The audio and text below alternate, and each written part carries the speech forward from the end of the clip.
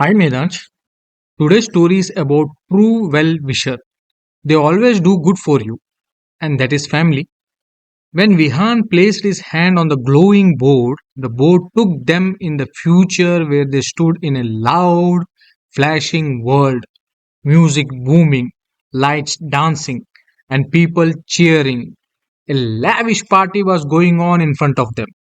And there was Abhi, dressed in shiny clothes, holding a drink in one hand, dancing wildly. Wow!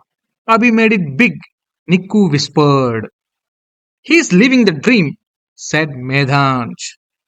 Vihan said he got everything. I couldn't even get a candy. At first, Abhi's life looked glamorous. Parties, expensive gadgets, but as the boys observed quietly over the next few days, a different picture emerged. At a restaurant, Abhi yelled at the waiter for making him wait.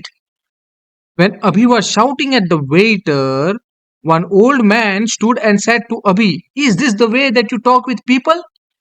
Didn't your parents teach you manners?" At home, he slammed the door on his parents for what happened in the restaurant. Their parents were sad sitting on the sofa and thinking that it is because of us that he became like this. He had no real friends to support him during the trouble, just people who laughed at his jokes for money. He felt sick often, weak and tired. Years of eating sweets and candies had damaged his health. He struggled to concentrate. He used to get easily frustrated and impatient. He had never learned to wait or control his desire. One evening, Abhi sat with his parents in his expensive flat, holding a soft toy from childhood and crying. I miss when things were simple. I wish someone said no to me in my childhood. Abhi parents promised to resolve the mistake they have done in the past. They moved to a new place in a small house where there were no parties, expensive gadgets, but true and laughing friends. Vihan and his friends came out of the glowing board and stunned for some time.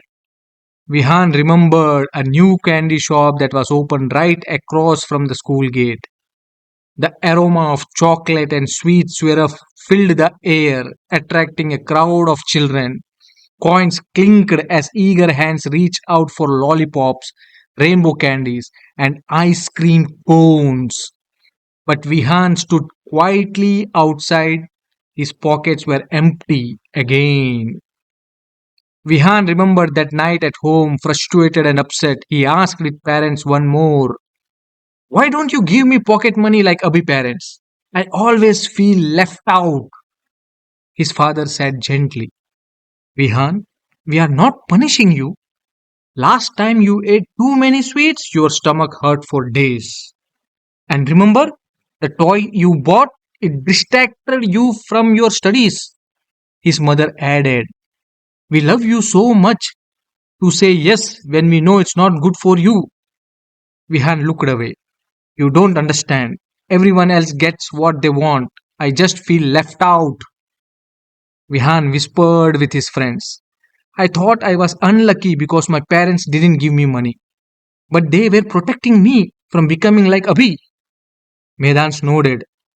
Abhi got everything he wanted, but not what he needed. Kavish added, "Saying yes to everything isn't love. Saying no at the right time is love." Vihan ran home.